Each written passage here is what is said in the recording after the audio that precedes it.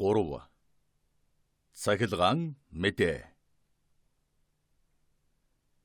Вилбер эхнэртэйгээ хамт өрөөнд хурч ирээд зочдын өрөөнд Монте Кристогон хүлээж байгааг мэджээ. Вилбер авгаа дэндүүх сэтгэл нь хөдөлжөхөд байсан учраас шууд гүн дээр очисонгүй унтлагынхан өрөө рүү явлаа. Вангийн прокурор биеэн барьж чаддаг хүн тул зочдын өрөө рүү очлоо. Гэвч хэдийгээр биеэн барьж царайгаа хэвэн байлгахыг хичээвч эвгүй байдлаа нууж чадсангүй их л талтайгаар инээмсэглэн байсан гүн төвний бодлогоширч санааширсан байдлыг анзаарчээ. Тэгээд минь тусаа мэдэлцсэний дараагаар эрхэмдээ Вилбер та яагаад гэж асуугаад таныг ямар нэг амаргүй ялын төлөвлөгөө бичиж байхад чинь би хурч ирэв. Гэхэд Вилбер инээмсэглэхийг оролдон үгүй дээ гүнтэн энэ удаа би өөрөө хохирогч болчихлоо. Би энэ удаа хожигдлоо. Харин ялын төлөвлөгөөг учрал тохиолдол гүжүүд зөрүүд ухаангүй тэнэг явдал удирдан боловсрууллаа гэж хэлэв. Тэгэхэд Монте Кристогон төвний төлөө их л зовсон дөрөв зүйлч яалаа гинэ? Танд үнэхээр надтай эвгүй явдал тохиолдов. Гэвэл Вилбер 50 боловч гунигтай байдлаар гүнтэн яриад ч байх юм алга. Дэмий шахуу юм. Мөнгөний алдагдал гарлаа гэж хэллээ. Тэмээ. Тань шиг ийм хөрөнгөтэй гүн ухаантан хүнд мөнгөний алдагдал гэдэг юухан байх вэ? Гэж Монте Кристо хэлэхэд тийм учраас би хэдийгээр 900 мянган франк алдсандан харамсах буюу гүй ядахтан хор хөдөлж болох байсан боловч мөнгөний тухай санаашраагүй. Зөнөглөж хөөгжиг болчихсон өвгөний зангаас болж баялаг хөрөнгө олох найдлага минь алдагдаж, охины минь сайн сайхан ирээдүг эвдэж надад зохилд өгсөн тэр хүч хувь зүйн эргэлт хувирлал намайг илүү их гомдоож байна гэж Вилбер хариулв. Юу гинэ? Яагаад тэр вүлээ? 900 мянган франк гэв та? Энэ чинь гүн ухаантай хүн ч гэсэн харамсахаар тийм хэмжээний мөнгө байна. Харин таныг хий ингэж гомдоож хорсгов? Миний эцэг. Би түүний тухай тань ярьж байсан да. Нуартэйгаа юу? Тэр тэглээ гэж юу? Та түүнийг саа өвчин дарагдж бүх чадвараа алдчихсан гэж ярьсан шиг над санагдаж байна. Тийм ээ. Би маань хотынхон чадварыг алдсан учраас хөдөлж ярьж чаддаггүй юм. Тэгсэн ч гэсэн ухаан бодож хүсэж мөрөөдөж ухаан санаа нь ажиллаж байна. Би 5 минутын өмнө тэндээс төвнийг орхиж гарлаа. Тэр одоо нотариатын 2 хүнд гэрээсэлэн хэлж өгч бичүүлж байгаа. Тэгээд тэр хүн юм ярьж чаддаг болчихоо юу? Үгүй дээ. Өөрийнхөө бодлыг хүчээр ойлгуулж байна. Яаж тэрв? Хар царан, нүдэн амьд хэвээрэн. Тэрж байтугай алаад орхиж байгааг нь үзэхгүй юу? Гэв. Найз минь хэмээн Вилбер авгаа орж ирэнгүүтээ хэлээд та арай дэндүүлж явах шиг байна гэлээ. Эрхэмсэг хадагтай гэд гүн бүхэн ёслоо. Вилбер авгаа хариуд нь хамгийн ээллэхнэр нэмсэглэлээ. Вилбергаа юу ярьж байна? Яасан ойлгохдохгүй хатуу сэтгэл вэ? Гэж Монте Кристо асуухад Вангийн прокурор мөрөн хавчаад чохмол ийм ойлгохдохгүй юм боллоо. Хөгшин хүний зөрүүд зан гэж хэллээ. Төвний шийдвэрийг өөрчлөх арга байхгүй мó? Байгаа ч байгаа юм а гэж Вилбер авгаа хэлээд Криселийг Валентинад хохирлгүй харин түүнд ашигтайгаар шийдвэрлэх явдал ганцхан манай нөхрөөс шалтгааж байгаа юм гэлээ. Тэр хоёр бие биенийгэн ёгон ярьж байгааг хараад гүн анзаараагүй царай гаргаж шууныхан эдвэртэ бэхсгэж байсан Эдварыг их л анхаарч цаашаасан байдалтай сууж байлаа. Хайрт минь гэд Вилбер эхнэртэн би гэртэн эцгийн уярхлын үеийг тогтоох хэрмэлзэлгүй бөгөөд ертөнцийн хувь зүйа миний илэм шидээс хамаарагдах мэт дөр үзүүлж чадахгүй гэдгийг та мэднэ. Гэсэн ч миний гэр бүл миний шийдвэрийг юмд бодлсон өвгөний тэнэг явдал хүүхдийн зөрүү зангаас болж миний эртнээс бодсон төлөвлөгөө эвдрэхгүй байх нь чухал. Төшөөгүндээ Пине бол миний сайн нөхөр байсан юм. Үүнийг та мэднэ. Тэгэхээр төвний хүн манай охин тохирох хамгийн сайн нөхөр байх ёстой гэж хэллээ. Тэгэхэд Вилбер авгаа тэгвэл та тэр хоёрыг хоорондоо тохирч өгсөн гэж бодож байна уу? Үнэндээ ч Валентина тэр хүнтэй суухаас үргэлж дургуутж байсан шүү. Бидний саяын үзэж сонссон зүйл тэдний урдаас төлөвлөсөн төлөвлөгөөний биелэлт болж таарлаа. Гэхэд би л хувьдаа гайхгүй. Гэхэд нь 900 мянган франкын хөрөнгөөс тэг татгалздаг юм гэж Вилбер хэллээ. Валентина ертөнцөөс татгалцгаасан боцохгүй байхаа. Тэр чинь одон жил сүмд очиж сууна гэдэл байсан шүү дээ. Хамаагүй. Юу ч болсон түүнтэй гэрлүүлнэ гэж Вильбер зөрж хэлв. Тэгэхэд нь авгаа өөрөөр үзэх гэж эцгээс нь зөрж үү? Тэр ч тийм амархан хэрэг биш баха гэлээ. Монте Кристо дуулаагүй юм шиг дөрвизүүлж суусан боловч энэ ярианаас нэг ч үг гээгдүүлэлгүй чагнаж байлаа. Авгаатан дөөний зан суртахууны давууг ухамсарлах миний ухамсар эцэг бүрийн холбоо хоёр нээлж эцгийн минь хүндтүүлдэг юм. Бас эцэг минь биднийг төрүүлсэн. Бидний ахцах болгон учраас хоёр давхар хүндтэй байдаг гэдгийг танд хэлэх ёстой байна. Гэвч одоо эцгийн төлөөнөө хүүгийн үзэн яддаг өвгнийг яаж бүрэн ухаантайд үзэх вүлээ? Би өөрийнхөө бодлыг түүний зөрүү замтаа зохицуулах гэвэл миний талаас их л инэдэмтэй хэрэг болно. Би эрхэм нуартайг гүн их хүндэгдэг энэ ч болохгүй. Надад ногдуулсан мөнгө шийтгэлийг нь өгдөөг хүлээх боловч миний шийдвэр өөрчлөгдөшгүй хэвээр үлдэх бөгөөд хэний зөв болохыг олон түмэн ялган салгана. Би охиноо төшөөгөн Франц де Эпинетээ суулгана. Энэ бол хүндтэй сайхан гэрвэл болно. Тэгээд жир нь би санаандон тохирсон хүнтэй охиноо суулгана. Тийм би. Таны хэлж байгаагаар бол эрхэм нуартай Мадемуазель Валентинаг төшөөгөн Франц де Эпинетээ суулгах гэж өв хөрөнгө үлдэхийг татгалзаж байгаа мó гэж Монте Кристо асуулаа. Банкын прокурор түүнээс дэмжлэг олох гэж үе өөдөөс нь харж байсан юм. Вильбер мөрөн хавчаад "Чохом энэнд л хамаг учир байгаа юм" гэлээ. Ямар ч л гэсэн нүдэнд харагдаж байгаа шалтгаан энэ байгаа юм гэж Вильбер авгаа нэмж хэлв. Гол шалтгаан тэр мөн. Хадагтай минь. Би эцгийнхээ занг мэдлгүй яах вэ? Эрхэмдээ Пини юугаар бусдаас доор юм бэ? Та хүнийг мэдж ойлгож байна уу? Гэж бүсгүй асуухад нэрээ тийм дээ. Би эрхэм Франц де Эпинетээ дайралтсан гэж гүн хэлээд тэр чи хожим төшөөгөн болсон генерал Кеннел де Эпинегийн хүү юу гэж асуухад нь яг үнэн гэж Вильбер хариуллаа. Тэр чинь надад тун их аятайхан залуу шиг санагдсан шүү. Тийм учраас л өвгөр шалтак хийгээд байна гэж би бодоод байгаа юм гэж Вильбер авгаа хэлээд өвгчүүл хайртай хүндээ хэрцгий ханддаг юм. Нуартай гойж зүгээр л ачихна хүнтэй суухад дургүй байгаа нь тэр гэлээ. Гүй тэгж үзэн ядаад байгаа нь ямар нэг үндэстэй юм биш байгаа да гэж Монте Кристо асуулаа. Бурхан минь хаанаас түүнийг мэдэх вүлээ? Улс төрийн зөрчил байж болох юм да. Тийм ээ. Манай эцэг Дефинигийн эцэг хоёр ширүүн үед амьдарч байсан улс. Би зөвхөн сүүлийн үеийг нь мэднэ гэж Вильбер хэлэхэд Монте Кристо гүн "Танай эцэг чинь Бонапартын талын хүн байсан байхаа" гэж асуугаад "Та надад тиймэрхүү юм ярьсан шиг санагдаж байна" гэлээ. Тэгэхэд Вильбер хамаг сэтгэл нь хөдөлсөн учраас боломжлохоо марчхаад "Миний аав Якобинчуудын талын хүн байсан юм" гэж хэлснээр Наполеоны өмсүүлсэн сенатчийн хувцас зөвхөн төөний зүсийг хувиргаснаас биш. Түүнийг өөрийн өөрчлөөгүй юм. Манайв тэр үед хувилдаанд оролцохдоо эзэн хаан тайртай дан биш. Харин бурбончуудыг үзэн яддаг байсан далд гисэн юм. Хамгийн аимшигтай нь тэр хязээч бүтэхгүй юмны төлөө тэмцэж байгаагүй. Үнэхээр биелэгдэх боломжтой зүйлийн төлөө тэмцэж байсан юм. Тэгтэн зорьсондан хүрхээс нааш юуны ч юм зогсохгүй гэдэг Монтариануудын аимшигтай онолыг мөрдлөг болгож байлаа гэв. Харж байна уу? Энд ч л хамаг учир байгаа юм байна шүү дээ гэж Монте Кристо гүн хэлээд Нуарте де Эпине хоёр улс төрийн талбар дээр мөргөлдөж байсан улс юм. Генерал де Эпине хэдийгээр Наполеоны цэрэгт албааж байсан боловч сэтгэл нь роялист хэвээр үлдсэн тийм үү? Нэг шөнө эвсэх болов уу гэсэн Бонапартын клубт аваачаад тэндээсэн гарчваад алагддаг тэрхэн бидтэй гэж асуулаа. Тэгэхэд Вильбер гүн үд айсан юм шиг харлаа. Би андуурч байна уу гэж Монте Кристо асуухад Вильбер авгаа "Үгүй, тэр хүн мөн.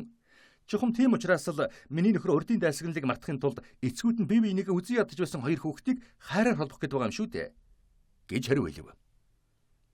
"Сайхан санаа байна" гэж Монте Кристо хэлээд энэргүй сэтгэлийн бэлэл болсон санаа байна. Олон түмэн үүнд баяр хүргэх ёстой. Нэрэнш Мадемуазель Нуарте де Вильбер Франц де Эпине авгаа гэж нэрлэгдэх болбол сайхан байна да гэлээ. Вильбер цочин яагаад ийм үг хэлж байгааг нь учрыг олох гэсэн мэт Монте Кристо өдхарлаа. Гэвч гүн өнөөл найрсаг бариараа инээмсэглэж байгаа харагдав. Вангийн прокурор хэдийгээр нэвч шүвт харах чадвартай боловч Энэ удаа өнгөнөөс нь өөр юм олж харж бас л чадсангүй. Тэгээд Вильбер цааш үргэлжлүүлэн өвгөн аавынхаа хөрөнгийг алдж байгаа нь Валентинад их л золгүй явдал болж байгаа боловч энэ нь Валентинагийн хүнтэй суух явдлыг саатуулж чадахгүй гэж бодж байна. Дэпинэгва энэхүү мөнгөний алдагдлыг юм бодохгүй байх. Хэлсүүгэндээ хөрөх гэж хохирол үзэж байгаа намайг энэ мөнгнөөс илүү үзэх байлгүй те. Валентина ихээсэн ихээхэн хөрөнгө өвлөн хоцорсон гэдгийг тэр бодолцох ёстой. Энэ хөрөнгө төөний нагад сувг эмиг Сен Миранид хадгалагдж байгаа юм. Энэ хоёр хөгшин Валентинаг их л инкрилэн хайрладаг юм хэмээн ярьлаа. Валентина эрхэм Нуартыг хэрхэн асарч байгаа шиг тэгж тэр хоёрыг асруулахаар сайн болсон. Тэр хоёр одоо сар боллоггүй Парист хүрч ирнэ. Тэгэхэд ингэж гомдсон Валентина юу хийж одоо хүртэл Нуартыг сахилсуулсан шигийн үрд сууж байх вүлээ? Гэж Вильбер хадагтай хэлв. Доромжлогдсон, хуурдсан шунаг сэтгэлийн дууг гүн амгалан сууж чагнан байлаа. Би уучлаарай гэж хүсэж угаад нэгэн зүйлийг хэлье. Гэж Монте Кристо хэлээд хэсэгхэн зур дууг байсан. Эцэг нь үзэн ядаж байсан хүнтэй суух гэлээ гэд Валентина хөрөн хогшил өвлөн авах хэрэггүй хоцорж байгаа юм бол манай хонгор жаахан Эдварыг ингэж зэмлэмэр юм да гэж хэллээ. Тийм л баймаар юм хэмээн Вильбер авгаа бичиж тодорхойлохын аргагүй байдалтайгаар хэлээд нэрээ аимшигтай шудраг биш хэрэг. Хөөрхий Эдвар бас л Валентина шиг Нуартайган ачгүй шүү дээ. Гэхдээ Валентина Францд эпинетээ суухгүй бол Нуартай өв хөрөнгөө төөнд үлдээн. Валентина дөвгөө аав нь өмч хөрөнгөө заламжлан үлдээхгүй ч гэсэн галголомтыг үргэлжлүүлэгч хүн бол Эдвардаас 3 дахин баян байгаа хүн шүү дээ гэв. Монте Кристо нэг шиг дууралгүй гагцгүй анхааралтай чагнаж суулаа. Тэгэхэд Вильбер гүнтэн минь гэр бүлийн энэ бодлооны тухай дахин ярих юм болий. Харин миний хөрөнгө ядуучуудын орлогыг нэмэгдүүлэх хэрэг зарцуулагдах нь байна. Ер нь одоо үед чинь ядуучууд л ёстой баячууд болсон юм шиг дээ. Эцэг минь намайг буруугүй байсаар байтал миний хууль ёсны найдварыг өгөх хийж байна. Гэвч би зөв бодолтой сайхан санаатай хүний ёсоор байх болно. Бид Дэфине энэ хөрөнгөөс орлогыг өгнө гэж хэлсэн юм. Тэгэхээр надад ямар ч хүнд хохирол учрлаач гэсэн тэрхүү орлогыг авах болно. Гэж хэлэхэд Вильбер авгаа сэтгэлийн шаналгаж байсан зүйлийг тэсэлгүй гаргаж ер нь эвгүй явдлыг Дэфинед хэлбэл яасан бэ? Тэр өрөө энэ талаар хэлсүүгэн буцаач авбал авг гэж хэлээ. Тэгвэл ч их л золгүй явдал болно доо гэж Вильбер хэлэхэд их золгүй явдлыг хэмээн Монте Кристо өөдөөс нь асуулаа. Вильбер баг зэрэг тавьчирсан байдлаар тэгэлгүй яах вэ? Хэдийгээр мөнгөний асуудлаас болоод ч гэсэн сүй боцвол бүсгүй нэрэндэл сүүдэр буудаг шүү дээ. Түүнээс гадна миний төгсгөл болох гэж хүсэж байгаа хуучны элдвүүг яриа дахин босож ирэх болно. Үгүй шүү. Үүнийг гар болохгүй. Хэрвээ Дэпинагва шудраг хүн бол Валентина өв хөрөнгөө алдаж байгаагаар эрх биш суулгүй бол эвгүй юм болж байгааг ойлгох учиртай. Үгүй гэдэг юм бол зөвхөн шунаг сэтгэлээсээ сууя гэсэн хэрэг болох болно. Үгүй тийм байх ёсгүй. Гэж хэлэхэд Монте Кристо гүн Вильбер авгаа руу ширтэн харж би ч бас тэгж бодож байна. Би эрхэм Вильберийн найзын хувьд зөвлөгөө хэрэгтэй болвол Франц Дэпиний удахгүй ирэх гэж байгаа болохоор энэ гэр бүл болох төлөвлөгөөг нураахгүй тулд зохицуулийг хийх хэрэгтэй. Би л бол эрхэм Вильберийн нэр төрөөр төгсөх тийм тэмцэл хийндэ гэж хэлэхэд Вильбер их л сэтгэл хангалуун болж боссон бөгөөд харин эхнэрийнхэн царай баг зэрэг зэвхээрлээ. Маш сайн. Би жохом хүү ийм үг сонсох гэж ил хүссэн юм. Таны зөвлөгөөг дагна гэж хэлээд Вильбер Монте Кристод гараан өгчөө. Өнөөдөр энд болсон явдал ямар ч ачаал бүгдлэггүй зүйл гэж үзхийг энд байгаа бүх хүмүүст хүсье. Манай төлөвлөгөө хэвээрэн үлдэнэ гэлээ. Эрхмээ. Олон түмэн хэдий шудраг биш байлаач гэсэн таны энэ зоримог явдлыг үнэлэн үзэх болно. Таны нөхөд чинь таныг бахархаж мадмуазель Вильбер энжгүйч гэсэн Дэпинагва авч суухад хүрдэг юм гэхэд хэлсүүгэндээ хурч үүргэн гүйцэтгэхийн тулд хохиролж хүлээж чаддаг гэр бүлд багтан орохтон баяртай байх болно гэж гүн хэлв. Гүн энэ үгийг хэлээд босож явхаар завдлаа. Та биднийг орхиод явах нь гэж Вильбер авгаа асуулаа. Хадагтай минь Би явалгүй болохгүй. Зөвхөн та нарын бямб гарагт манай даалчлахаар сойрхсныг тань сануулахаар ороод гарыг гэсэн билээ. Та биднийг мартчихна гэж үнэхээр бодлоо гэж үү? Авхай та их сайхан санаатай хүн юм. Вилбергоо жухал хойшлуулшгүй ажил ихтэй байдаг шүү дээ. Манай нөхөр очно гэж хэлсэн. Тэр нэгэнтэл тэгнэ гэсэн бол өөрт нь ихээхэн хохирол учрах байсан ч гэсэн хэлсэн үгэндээ хүрдгийг та үнэмшлээ шүү дээ. Тэгэхэд энэ бол аятай татаа зүйл шүү дээ. Гэж Вилбергоо хэлэхэд нь танаа Элисе талбай дахь өргөнд очиж дайлуулах хэрэг үү? Гэж Вилбер асуулаа. Үгүй, хотын захад болно. Тэр тусман та бүхний бийсэн жилийн морилон очсны гавьяа төдий их болно. Гэж Монте Кристо хариуллаа. Хотын захад гинэ? Тийм ээ. Хаахнав? Парисын захад уу? Хаалганы яг дэргэд харуулаа цагаас цаг яваад хүрнэ. Отелд. Отелд гэв үү? Гэж Вилбер дуалдаад. Нэрээ тийм. Манай эхнэр таныг отелд суудаг гэж хэлсэн юм байна. Тэнд таны гэрт эхнэрт минь тус болсон гэж хэлсэн л дээ. Отелийн хаахантай бай. Гэж асуухад фонтын гудамжинд гэлээ. Фонтын гудамжаа? Гэж Вилбер бачимдсан дуугаар асуугаад хэддгээр байшин бэ? 28. Семмиран Бэйлийнхэн танд энэ байшин худалдсан байх нэ? Гэж Вилбер асуухад Монте Кристо Бэлдэ Семмиран гинэ. Семмираныхан тэнд сууж байсан юм гэж үү? Гэж өөдөөс нь асуулаа. Тийм ээ. Гэж хадагтай Вилбер хариу өгүүлээд их хачин юм шүү. Гэхдээ гүн чухам юу тэрв? Гэж асуулаа. Энэ сайхан байшин гэдгийг та зөвшөөрч байгаа биз дээ? Багтмар байшин та. Тэгэхэд миний нөхөр тийшээ очиж суухыг огт зөвшөөрдгүй юм? Нэрээ ирэх мэ? Үүнийг чинь би ойлгож чадахгүй юм? Гэж Монте Кристо хариулахад Вангийн прокурор хүч гарган би отелд нэг л дургу хүрээд байдаг юм гэж өгүүллээ. Үүнээс болоод би таны гэртийн өр зочлох хувьгүй хүн арай болчихгүй байгаа да. Хэмээн Монте Кристо сандарсанд үгүй тайгвантан би очих гэж болцоотой бүхнийг хийн. Үүнд найдаж байна. Хэмээн наман дотрон бутнахад нь би ямар нэгэн шалтгаан заахыг хүлээж авахгүй шүү. Гэж Монте Кристо өгүүлээд би та нарыг бямб гарагийн өрөө 6 цагт ирнэ гэж хүлээн. Хэрвээ ирэхгүй юм бол энэ 20 жил хөнгөө суугаа байшинд ямар нэгэн цус явдал болжээ гэж бодох болно шүү. Гэлээ. Тэгэхэд Вилбер би очно, гүнтэн минь очно гэж яаран хариуллаа. Баярлалаа танд. Одоо явахыг зөвшөөрнө. Гэж Монте Кристо хэлэхэд Вилбер авгаа гүн та явах хэрэгтэй гэж нэр хэлсэн. Тэрч байтугай яагаад гэдгийг хэлэхээр завдснаа өөр юмны тухай яриад явчихлаа. Гэв. Авгаатан би хаашаа явахаа танд хэлхийг нэг л зүрхшээж байна. Гэж Монте Кристо хэлэхэд хамаагүй хэлээч дээ. Гэлээ. Би цөөн биш удаа бүтэн цагаар хүсэн мөрөөддөг нэг зүйлийн очиж үзэх гэсэн юм. Тэр чи юу лээ? Цахилгаан мэдээний газар. Цахилгаан мэдээний газар гинэ. Гэж Вилбер авгаа давтан хэлв. Тэмээ цахилгаан мэдээний газар. Тэнгэр сайхан өдөр замын хажуу талын довцог дээр байдаг авраг том шавж хорхоон савар шиг хэлбэртэй агаарт сүндэрлсэн үйд гар мэт шашгууд харагддаг юм. Харах үрдэн сэтгэл хөдлөн гайхдаг гэж. Агаарыг ингэж нарийн огтлон гарч ширээний цан сууж байгаа хүний хүсэл зоригийг 300 бээрийн хол газар утасны нөгөө үзүүрт бас нэг өөр ширээн дээр сууж байгаа хүн дамжуулан хөргөдөг. Энэ тэмдрүүл нь бараан үйл ба хөхтөнгөрийн дунд тархиу бүхнийг чадагчийн хүслийн хүч болон тодрон харагддаг юм байхаа гэж боддог байлаа. Тэгээд бас эд шид бугч төрийн тухайч боддог байсан.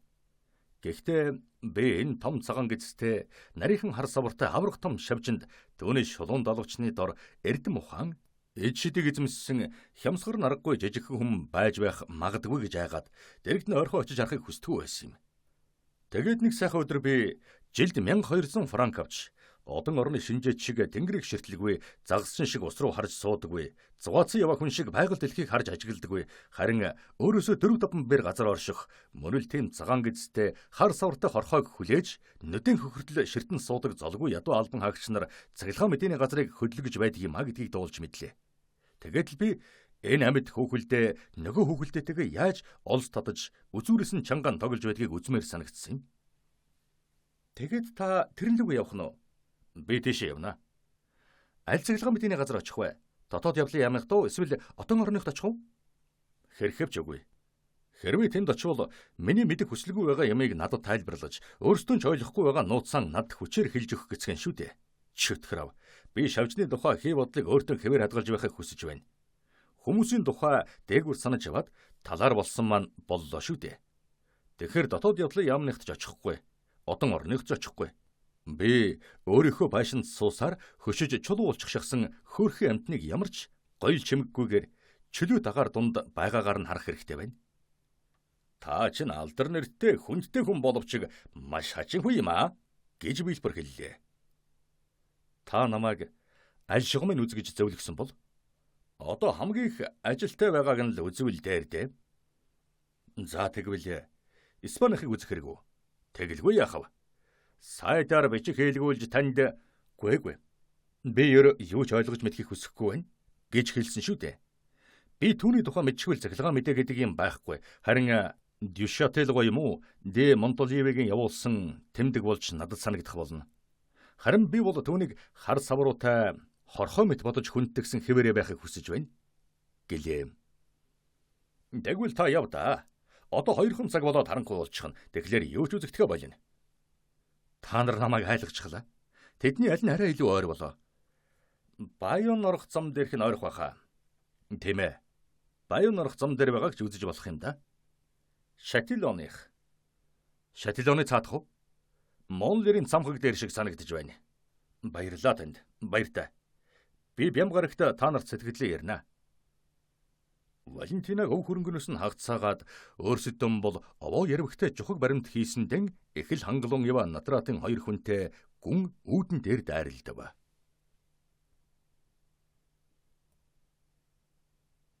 Дөрөв. Цэцэрлэгчийг тоорын идэгч унтаагаас ангижруулах арга. Монт Кристо гүн тэр оройгон биш. Маргааш өглөө Анпер харуулаар дайран гарч Орлеоны замаар явж гүнг түүгээр өнгөрөх үед урд нарын гараан хөдлөж байсан цахилгаан мэдээний газрын хажуугаар гарч нэр нэгт хөндийн хамгийн өндөрлөх хэсэгт нь байдаг Монлерийн цамхаг хүрлээ. Толгоон бэлд хурчрээд гүн Свихт иргэнээсээ гарч бүтэн хагас фут өргөн тойр үзргөөр өөдөн өгслөө. Тэгээд толгоон оройд хүрэхэд өмнө нь ягаан цагаан цэцгийн оронд үржимс гарсан хонин хашаанд хүрлээ. Монт Кристо хаалгын эрж төдхөн олов. Хаалга нь бургасаар хийсэн гогцоон дөлгсөн хадаас олсны тусламжтайгаар хаагддаг модон сараалж байлаа. Гүн энэ онцны учрыг тэр дор нь олж хаалга нэгдлээ. Монт Кристо гүн уртаараа 20 алхам, өргөнөөр нь 12 алхмын хэмжээтэй жижигхэн цэцэрлэгт орж ирлээ. Энэ цэцэрлэг нэг талаас нь бидний дээр ирсэн нарийн аргаар хийсэн хонин хашаа, нөгөө талаас нь оронг ба өнгөнгийн лиш башир цэцэг эргэн тойрон тарьсан хуучин цамхагтай захнилжээ. Өөр хүүхдүүд нь ирж уулзаад баяр хөр болсон эмгэн хүний үрчлээд царай шиг болчихсон өнгийн цэцгэр хүрээлэгдсэн энэ цамхаг эртний үгэнд гардагчлан юм дуулах жигтэн дээр хилтэй байсансан бол олон амьшигт явдлуудын тухай өгүүлэн байх та гэж хэний ч санаанд ормооргүй. Нарийн замаар явж цэцэрлэг дундуур өнгөрч болох байлаа. Энэ зам дээр улаан элс асгаж олон настай бүдүүн хойс суулган эмчсэн нь өнгө хосолж манай үеийн Рубенс болсон Делакруагийн нүдийг ч аргагүй татмаар ажээ. Энэ зам нь дахирлсан 8 тоног хэлбэртэй болохоор 20 алхмын талбайтай энэхүү цэцэрлэг дотор бүтэн 60 алхам явж болох ажээ. Латины цэцэрлэгчдийн хөгжилтэй залуухан бурхан Флорег хинж энэ цэцэрлэгдэх шиг ийм хичээнгүй чин зүрхнээс нь дахин арчилж байгаагүй байх. Үнэн дээр ч цэцгийн хүрээлэн болсон 20 ширхэг ягаан бутан дээр нь жигтэй хөрсөн дээрх ургамлыг эдэж хоосолдог хорхоо идсэн нэг ч навч ялдарсан ганц судал харагдахгүй байлаа. Гэтэл цэцэрлэг дотор чиг хангалттай байлаа. Энэ нь хөөшиг тасгар шороо өтгөн ургасан навчнаас нь илэрхий. Харин байгалийн чигийг цэцэрлэгийн буланд ухад суулгасан ган хувийн доторх тогтмол усаар түргэн зур сольж болно. Энэхүү тогтмол усны амсрын хоёр талд хоёр бах мэлхий бие биетэйгэн аашарын шин таарахгүй юм шиг хоёр тишээ харж суун. Хэдий ийм ус чиг элбэгтэй боловч зам дээр нэг ч өв сургаагүй, цэцгийн хүрээлэнд ч нэг ч хог өгс орж ирээгүй ажээ. Гойж гоодохыг эрхэмлэгч ямар ч хүн өөрийн шаазан варт тарьсан шимтгэлтэй аржийн хурц улаан цэцгийг энэ цэцэрлэгийн одоогоор харагдахгүй байгаа эзэн шиг нямбайлан застгүй байх. Монте Кристо гүн хаалгыг хааж олсон гогцоог хадаасанд нь өлгөн дүгжээд энэ бүхнийг ажиглан харлаа. Цахилгаан мэдээ нэг хүн эсвэл цэцэрлэгчтэй байх, эсвэл өөрөө цэцэрлэгийн ажилд их дуртай бололтой гэж дотроо бодж явжээ. Тэгтэл дүүрэн навч болсон төрдөг тэрэгний цаа талд нэг юмтай гинт мөргөлдөв. Тэрхүү юм нь гайхсан дуу гаргаад босч ирэхэд Монте Кристо 50 орчим насны бяцхан хүнтэй нүүр тулгарлаа. Харин тэр бяцхан хүн гүзээлзэгнэн төвж усан үзмний навчин дээр дэлгэн тавьж байжээ. Усан үзмийн 12 ширхэг навч байх бөгөөд мөн төдий чинийг гүзээлзэх нь байлаа. Өвгөн босхотон Джеймс цэцэг навч тавгаан арай л унагчсангүй. Ургацаа хурааж байна уу? Гэж Монте Кристо нэвхийлэн асуухад уучлаарай эрхэм минь гэж өвгөн хариулаад гараа малгай руугаан өргөн би дээрээ байгаагүй үнэн боловч дөнгө саяхан тэндээс бууж ирээд байна гэлээ. Найз минь намайг ирлээ гэж бүү сандар. Төвд гүцээгүй байгаа бол жимсэн төв гэж гүн хэлэхэд одоо 10 дутуу байна гэж бяцхан өвгөн хариулаад энэ 11 дэх нь байна. Бүгд 21 байгаа юм. Модны жилийнхээс 5-аар илүү ургажээ. Энэ амар дулаахан хавар болсон гүзээлзэг нь хэрэгтэй юм гэж байдаг бол энэ нь нар байх. Ингээд л нодон жил 16 байсны оронд энэ жил 21 болсон юм. Одоо зулгааж аваад байгаа 11 байна.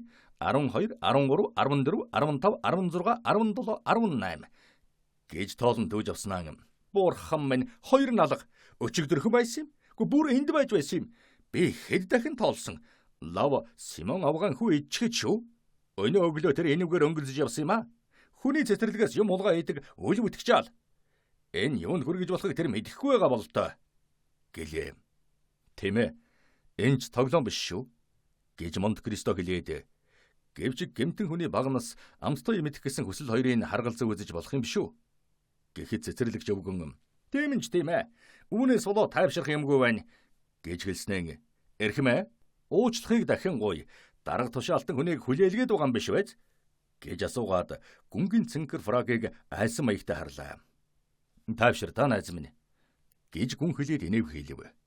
Төвний нэмсгэл нь гүнгийн хүслээр заримдаа тийм аимшигтай, заримдаа ээлдэг зүйлэн болдог бөгөөд энэ удаа зөвхөн ээлдэг зүйлнийг илэрхийлж байлаа. Би таныг шалган байцаах гэж ирсэн дарга огтхонч бишээ. Ердийлнэг жуулчин хүн. Би зүгээр сонирхоод ирсэн юм. Харин одоо таны цагийг гардуулж байгаадаа хэрэггүй ирлээ гэж харамсаж байна гэв. Тэгэхэд өвгөн өөдөөс нь уйдгартайгаар инээмсэглэв. Миний цаг үнэтэй бишээ. Үнэн дээр энэ цаг бол албаны цаг болохоор ингэж үрж болохгүй ёстой. Гэхдээ намайг өдөрт 1 цаг амарч болно гэж ам зохиолгосон. Одоо 10 минут дутуу байна. Гүзээлзэгнүүд маань болчихсон. Харин одоо нэг л өдөр өнгөрвөл эрхэм минь үүний маань унтаха идчихнэ гэв. Үүний чинь би хизээж бодохгүй юм байна гэж Монте Кристо хариулаад. Бид түүнийг ромчууд шиг балдаа холиод идчихдгүй. Ер нь л зэвэн хөршөөч шүү гэж хэлэхэд цэцэрлэгч өвгөн ууха ромчууд иддэг гинэ гэж асуулаа. Би энэ тухай Петроны номоос уншсан юм а гэж гүн хариу өгүүлв. Нэрэ гэж үү? Хэдийгээр унтаагаа шиг тарган гэж ярьдаг боловч тийм амттай гэж тунчиг бодохгүй байна. Тарган байх нь аргагүй. Тэд бүхэл шөнийн турш хэмлэх гэж бурхны хайрлсан гэгээн цагаан өдрийн турш унтдаг юм чинь. Нодон жил надад дөрөнгө үйлс байсан юм. Нэгэн тэд гэмтэй ч гэсэн бас ганцхан ширхэг гялгар хальстай тоор ургаж гүйдсэн байсан юм. Тэгтэл тэд муусан хогноод хан руу харсан талыг нь идчихсэн байхгүй юу? Гайхан амттай сайхан тоор байсансан. Би тийм амттай тоор хизээж идж үзээгүй. Та тэгээ түүнийг идсэн үү? Гэж Монте Кристо асуух цэцэрлэгч өвгөн. Үлдсэн агсын идсэн. Бас сайхан идвэлээ. Харин тэр эрхмүүд амттай хэсгийг анддаггүй амтд юм. Яг л Симон авгаа хөө гэсэн үг. Тэрхүү бүр хамгийн мууг нь аваагүй байдаг шүү гэж хэлснээр цааш үргэлжлүүлэн энэ жил тийм явдал тохиолдохгүй гэж итгэж болно. Би жимсэн болж эхлэхээр нь шүнжин манана гэлээ. Монте Кристо хандлан сонслоо. Жимс бүр өөрийгөө иддэг хорхоотой байдаг шиг хүмүүрд өөр өөрийн шунан дурладаг юм байдаг. Цахилгаан мэдээний өвгөн цэцэрлэгийн ажил дуртай ажээ. Монте Кристо наран халахлж байсан усан үзмийн навцсыг зулгаан авснаар цэцэрлэгчин сэтгэлд ихэд таалагдав. "Эрхэмсэг та цахилгаан мэдээний газар үзэх гэж ирв үү?" хэмээн цэцэрлэгч асуухад, "Тийм ээ. Тэгтээ танай дөрмээр хориглоогүй бол шүү дээ" гэж гүн хэлв. "Үгүй дээ, хориглоогүй. Үзүүлэхэд ямар ч аюул байхгүй. Бидний дамжуулан нэвтрүүлж байгаа ямыг хэн ч мэдэхгүй, мэдэж чадахгүй" гэж цэцэрлэгч хэлэхэд гүн, "Үнэндээ та нарыг өөрсдөө ч мэдэхгүй дохио тэмдгүүдийг дамжуулан нэвтрүүлж байдаг юм гэж над хэлсэн юм" гэлээ. "Тийм ээ, би энэ сэтгэл хангалуун байдаг юм" гэж хэлээ цахилгаан мэдээч инээлээ. "Яагаад тэр вүлээ?" "Яагаад гэвэл надад ямар ч хариуцлага ногдохгүй шүү дээ. Би зөвхөн машин бэл ажиллаж байвал надаас юу ч асуухгүй." "Чөтгөр ав. Ямар ч ярмэлзэл сонирхол байхгүй хүнтэй учирчихлаа гэж юу? Тэгвэл надад ашиг болохгүй дээ" гэж Монте Кристо бодлоо. Тэр үе цэцэрлэгч өвгөн нарныхан цагийг харж, "Эрхэм минь, миний 10 минут уусгоортож би баримдан очих ёстой боллоо. Та надтай хамт өөдөн гарахгүй юу?" хэмээн хэлв. "Би таныг дагахад бэлхэн байна." Монте Кристо цайз дорж очлоо. 3 давхартай, доод давхарт нь газар широоны ажлын бага зэвсгүүд, зэйтүү, малтуур, гоожуур, ханын дэргэд байх бөгөөд эдгээр нь энтхийн ганц төхөөрөмж нажээ. 2 дугаар давхар нь тэрхүү албан хаагчийн ердийн буюу үндэм унтлагын байр байлаа. Энд гэрийн ядуулаг хэрэгсэл, ор, ширээ 2 сандал, гар нүрийн чулуун угаалтуур, бас тааснаас дүүжилсэн хуурай үстүүдий байлаа. Тэнд бас үнд вандуй, Испанийн шош байхыг гүн таньсан бөгөөд тэдгээр дургамлын шинжээч эрдэмтэн шиг шошиг хийж чаджээ. "Эрхмээ, цахилгаан мэдээний ажлыг сурахад их цаг шаардагдах уу?" гэж Монте Кристо асуулаа. "Сурах нь биш, илүү хугацаагаар албан хаах нь удаан үргэлжлэх юм. Та хичнээн хөлс авдаг юм бэ?" "1000 франк эрхмээ." "Бага л байна да." "Тийм ээ, гэсэн ч байр өгч байгаа юм." Монте Кристо тасалгааг нь эргэцүүлэн хараад, "Энэ муу байраа их юмд боддог байх нэ?" гэж аман дотроо өгөөлөв. Тэд 3 дугаар давхарт гарахад тэнд цахилгаан мэдээний газар нь байлаа. Цахилгаан мэдээний төшмөл машинаа хөдлөгдөг 2 төмөр бариулын Монте Кристо гүн ажиглан харлаа. Тэгээд "Их сони юм аа. Гэхдээ л эцсийн эцэст ийм амьдрал танд өдөртэй санагддаг байх та?" гэж асуулаа. "Анхан данж тийм шүү. Үргэлж хараад байхаар хүзүү чилчгээд байдаг юм. Гэхдээ 1-2 жил болоход тасчихдаг юм оо. Бас ч амралтын цаг чөлөөтэй өдрүүд байдаг юм." "Чөлөөтэй өдөр гинэ?" "Тийм ээ." "Ямар?" "Манантай өдрүүдэд." Тийм байх. Тийм өдрүүд бол миний баярын өдрүүд байдаг юм да. Ийм өдрүүдэд би цэцэрлэгтээ бууж, тарих, суулгах, хайчлах, хорхой шавжнаас хамгаалах ажиллаан хийдэг. Ер нь л цаг хугацаагаа мэдрэхгүй дөргөө өнгөрдөг шүү. "Та энэ дээрээ дудаж байна уу?" 10 жил. Бас нэмэгдэл албаны 5 жил. Бүгд 15 жил болж байна. "Та одоо хэдтэй вэ?" 55 та. "Тэтгэвэр авахын тулд хэдэн жил албан хаах ёстой вэ?" "Эрхэм минь, 25 жил." "Тэгээд тэтгэвэр нь их үү?" 100 эк юу? Хөөрхий хүн төрлөختөн гэж Монте Кристо амандан бутнахад, "Эрхэм та юу гэсэн бэ?" гэж төшмөл асуулаа. "Үгүй дээ, би энэ бүхнийг их сони юм аа л гэж ярьж байна." "Чухам юун сонин байна вэ?" "Таны энэ үзүүлж байгаа юм бүхэн. Та тэгээд энэ дохионуудаа юу гэж байгааг нь огт мэддэггүй юм уу?" "Юу ч мэдэхгүй." "Мэдэх гэж хизээч оролдоогүй юу?" "Хизээч үгүй. Би үүнийг мэдж яах юм?" "Гэхдээ танд холбогдолтой дохионууд байдаг үстэй." "Мэдээж хэрэг." "Та тэгээд тэднийг ойлгодог уу?" "Нэг л хэвийн адилхан юм л байдаг шүү дээ." "Юу гэж байдаг юм?" "Сонин юмгүй байна. Та одоо амрах цагч нар болсон. Гэх буюу эсвэл маргааш болтол баяртай гэдэг." "Тийм ээ, энэ ч огт ердийн дохионууд байна" гэж гүн хэлснээр, "Хараач, таны машин чинь хөдөлж эхэлж байх шиг байна" гэлээ. "Тийм байна. Баярлалаа эрхэм минь." "Тэр танд юу гэж байна? Та ямар нэг юм ойлгож байна уу?" "Ойлгож байна. Тэр намайг бэлхэн үү гэж асууж байна." Та хариудна. "Баруун талынхан дохиогоор би бэлхэн байгаагаа хэлв. Зүүн талынхаар нь нөгөө нэгт нь бэлхэн байж байгаарай гэж мэдгдлээ." "Ухаантай хийсэн юм аа" гэж гүн хэлэхэд, "Та одоо харж бай. 5 минутын дараа ярьж эхлэн дээ" гэж өвгөн бахархан ярьлаа. "Тэгвэл миний мэдэлд бүхэл бүтэн 5 минут байх нэ?" Надад үүнээс илүү цаг хэрэггүй. Гэд Монте Кристо гүн найз минь нэг юм асуухыг зөвшөөрөх үү? Гэлээ. Болно. Та цэцэрлэх дуртай юу? Хачин дуртай. 20 дахь алхам газрынхаа оронд 20 фут газартай байвал танд сайхан уу? Тэгвэл ярих юм минь би түүнийг орчлон дээрх Диважингийн орон болгоно. Та 1000 франкаар олигтой амьдрахгүй байгаа үстэй. Нилээд муу байна гэсэн ч аргалаад л болгож ил байна. Таны цэцэрлэгч нь даанч жижиг юм да. Нэрээ тийм жихгүй шүү.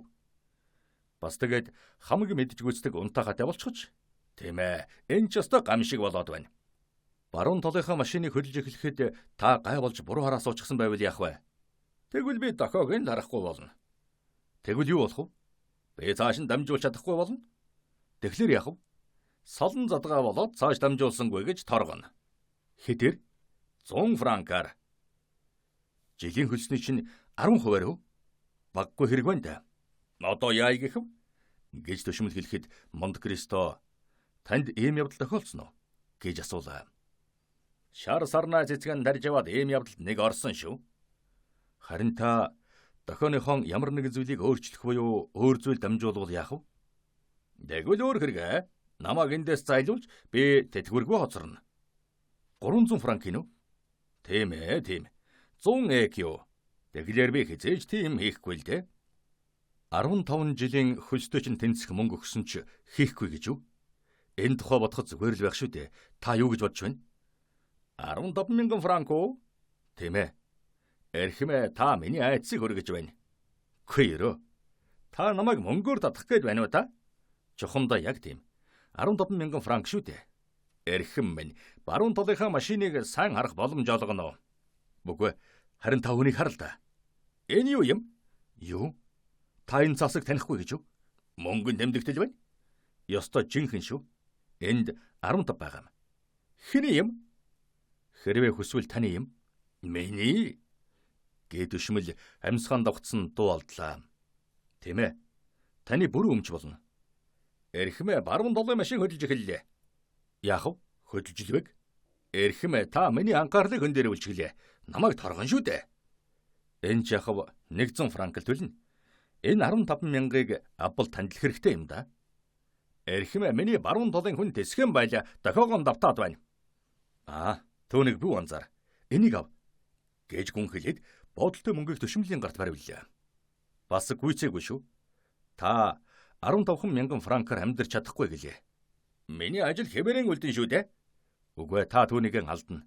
Яагаад гэвэл та одоо энд ирсэн дохоог биш өөр зүйл дамжуулж өгнө. Эрхэм минь та надад юугээ чи хэлж байгаа юм бэ? Хүүхдийн зүг гүйтэл. Эрхэм намайг албадгал юм бол харин албадгал гэдэг байна. Тэгээд Монте Кристо халааснасаа 2 дахь бодолтой мөнгө гаргаж ирэн энд 10,000 байгаа юм. Таны халаасанд байгаа тэр 15,000-тай нийлээд 25 болно. 5,000-аар та аятайхан байшин 20 фут газар худалдан авч болно. Үлдсэн 20,000-ын жилд 1,000 франкаар орлого оруулна гэж хэллээ. 20 фут газартаа цэцэрлэг гинэ. Бас жилд 1,000 франкын орлого. Бурхан минь. Ав. Тэгээд Монте Кристо 10,000 франкан төшмөлийн гарт хүчээр атгуулв. Тэгэхээр би юу хийх болж байна вэ? Онц юм бишээ. Гэсэн ч энэ дохоог л дамжуулчих. Гэж хэлээд Монте Кристо халааснасаа цаас гаргаж ирэхэд дээр нь 3 дохио ба тэдгээрийн дамжуулах дистрагийн заасан дугаарууд бичигдсэн байлаа. Энэ тийм их цаг эзлэхгүй юм шүү дээ. Тийм ээ тэгтэл. Одоо танд гөлгөр хальстай тоор ер нь л юу хүссэн юм чинь бий болно. Гиснэр гүн шагайсан байгаа онжээ. Сэтгэл нь хөдлөн царайн улааж хөлсөн гойжсон өвгөн баруун толынхаа дамжуулагчийг ухаан жолоогүй дуудсаар байтал нь гүнгийн өгсөн бүх 3 дохиог дистраалан дамжуулв. Болж байгаа явдлыг үл ойлгосон баруун толын хүн тоор жимсний хинээтэй өвгөн галзуурчээ гэж бодсноос өөр юмгүй. Зүүн толынх нь хүний тухайд гэвэл цаадах нь өвгний дамжуулсан мэдээг цааш санаандчгүй дамжуулж орхисон бөгөөд эцэст нь энэ мэдээг дотоод явдлын яам хүлээн авчээ. Одоо та баян боллоо. Гэж Монте Кристо хэлэхэд төшмөл. Тийм ээ, харин ямар үнээр юм бол доо. Гэхэд Монте Кристо, найз минь. Би таны сэтгэлийг зовиртой орхих хүсэхгүй байна. Та Хэнд ч муу юм хийгээгүй. Гагцхүү Бурхны таллыг биелүүлэхэд тусуулсан гэж хэллээ. Төшмөл гардах мөнгөө барилж үзээд тооллоо. Тэр нэгэн үе царайн зэвхэрч, нэгэн үе улааж байснаа сүүлд нь аяг усуух гэж таслагаар угаангүйлээ. Гэвчиг гарын угаагуртан хөрөлгүй ухаан алдаж хуура шашнуудынхаа дунд очлоо. Цахилгаан мэдээ дотоод явдлын яам хөрснөөс хойш 5 минутын дараа Дебрэ сүйх тэргээ хөллөхийг тушааж Данглерын очихоор давхилаа. Танай нөхөртөө Испани зээлгийн облигац бий юу? Гэж хадагтай Данглераас асуувал байхтан 6 сая их бий. Тэр түүнийг ямар ч үнээр хамаагүй худалдаг. Яагаараа тэр билээ? Яагаад гэвэл Дон Карлос Боржиас оргож Испандан босч ирсэн байна. Та үнийг яаж мэдсэн юм? Миний бүхнийг мэддэг тэр газраас гэж хариулаад Дебрэ мөрөн хавчлаа. Хадагтай дахин хэлүүлэх гэсэнгүй тэр дараа нөхөртөө оч хэлжээ. Цаадах нь өөрийн төлөөлөгчд очиж ямар ч хамаагүй үнээр облигацан худалдахыг тушаажээ. Данглер худалдаж байгааг хараад Испани зээлгийн дэмдэгтийн ханш дорон буулаа. Данглер энүүгээр 500 мянган франк алдсан боловч тэмдэгт цааснаас нь салж чаджээ. Оройн мэдээнд цахилгаан мэдээ. Дон Карлос мөн хэдийгээр харгалзагч тавьсан боловч Боржиас самжайлж Каталоны хэлээр дамжин Испанд эргэж иржээ. Барселон бослог гаргаж түүний талд оржээ гэсэн мэдээ нийтлэгдэв. Оройн туршидл тэмдэгт цаасaan зарж амжсан Данглерын болгоомжтой тухай энэ аюулаас дөнгөж 500 мянган франк алдаж гарсан энэ их хөлийн 8-ачны амжилтын тухай ярьцгаалаа. Тэмдэгт цаасaan хадгалж хоцорсон буюу Данглерыг худалдан авсан хүмүүс өөрсдөө хоосорсон тооцож маш тавгүй хонлоо. Маргааш нь албаны сонинд Дон Карлос оргосон ба Барселон бослог болсон тухай мэдээний мэдэн ямар ч үндэсгүй зүйл боллоо. Дон Карлос ман Боржиа орхиж яваагүй, хагас сарал дээр тайван байна. Энэ алдааны шалтгаан бол манангаас болж буруу ойлгогдсон цахилгаан мэдээ болжээ гэсэн мэдээ нийтлэгдлээ. Тэмдэгт цаасны үн унснаасаа 2 дахин ихээр нэмэгдлээ. Алдагдал буюу хожж болох байсан орлогын оролцоолбол Данглерт 1 сая франкын хохирол учирчээ. Данглер хохирч хоцорсон дэрхүү бирж дээрх гайхалтай эргэлтийн тухай мэдээ ирэх үед гүнгинд байсан Морэлд харин би 100 мянган франкын үнэ хүрэх нээлтийг 25 мянган франкаар хийлээ гэж Монт Кристо гүн хэлв. Таны нээлт чухам юу юм бэ? Гэж Максимилиан асуухад би нэгэн цэцэрлэгчийг жимсийн иддэг унтахаагаас ангижруулах арга олсон юм гэж гүн хариу өгүүллээ.